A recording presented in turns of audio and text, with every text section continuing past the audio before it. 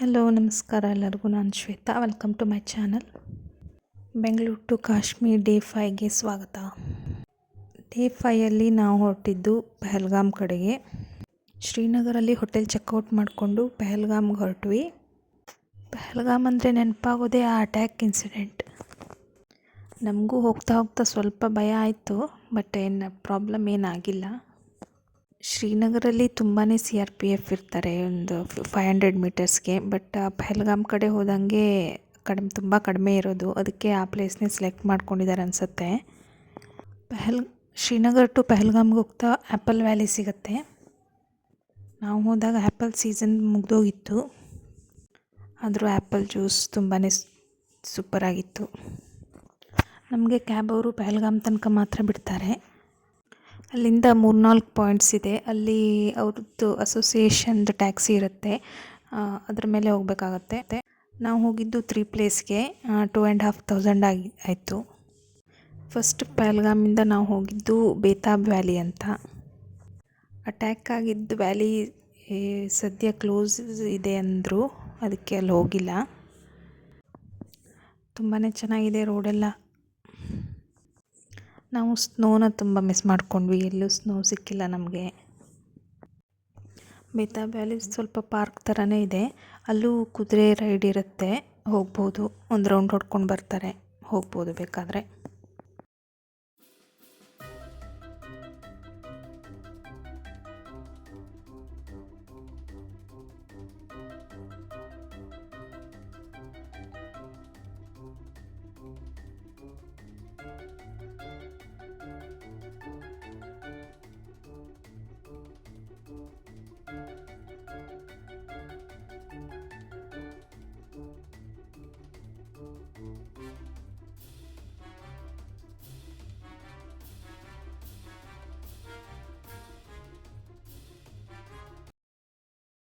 ಬೇತಾಬ್ valley ಮುಗಿಸ್ಕೊಂಡು ನಾವು ಹೋಗಿದ್ದು ಚಂದನ್ವಾರಿ ಅಂತ. ಅದು ಅಮರನಾಥ್ ಯಾತ್ರಾ ಮಾಡೋರ್ದು ಬೇಸ್ ಕ್ಯಾಂಪ್ ಆಗಿರುತ್ತೆ.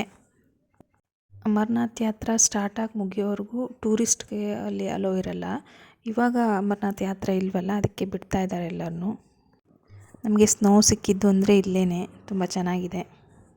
ಅಮರನಾಥ್ ಯಾತ್ರೆಗೆ ಬರೋರು ಇಲ್ಲಿ ಬೇಸ್ ಕ್ಯಾಂಪಲ್ಲಿ ಉಳ್ಕೊಂಡು ನೆಕ್ಸ್ಟ್ ಡೇ ಮಾರ್ನಿಂಗಿಂದ ಯಾತ್ರೆ ಸ್ಟಾರ್ಟ್ ಮಾಡ್ತಾರಂತೆ.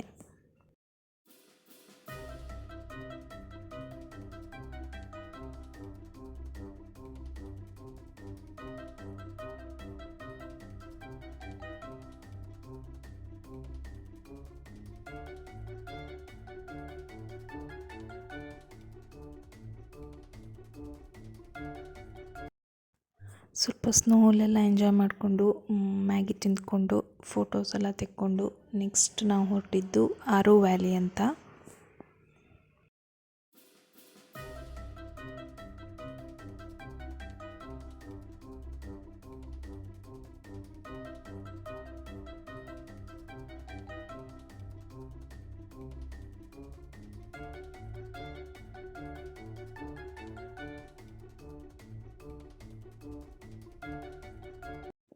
ಈ ವ್ಯಾಲೀಸ್ಗಳಲ್ಲಿ ರೋಡ್ ಮಾತ್ರ ತುಂಬಾ ಡೇಂಜರಸ್ ಆಗಿರುತ್ತೆ. ಒಂದು ಸೈಡು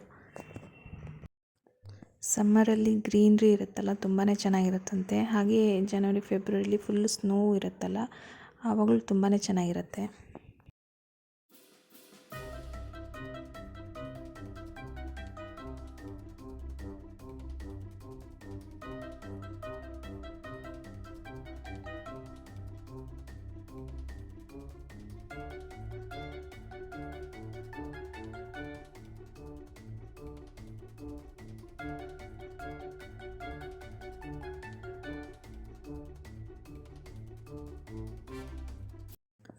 ಹಾಗೆ 3 ಪ್ಲೇಸಸ್ನ ಕವರ್ ಮಾಡಿಕೊಂಡು ನಾವು ಪಹಲ್ಗಾಮಲ್ಲೇ ಹಾಲ್ಟ್ ಮಾಡಿದ್ವಿ ನೈಟು. ಹಾಗೆ ಡೇ 5ನ ಇಲ್ಲಿಗೆ ಮುಗಿಸ್ತಾ ಇದ್ದೀನಿ. Thanks for watching. ವಿಡಿಯೋ ಇಷ್ಟ ಆದರೆ ಪ್ಲೀಸ್ ಲೈಕ್ ಮಾಡಿ, ಶೇರ್ ಮಾಡಿ, ಸಬ್ಸ್ಕ್ರೈಬ್ ಮಾಡಿ. Thank you.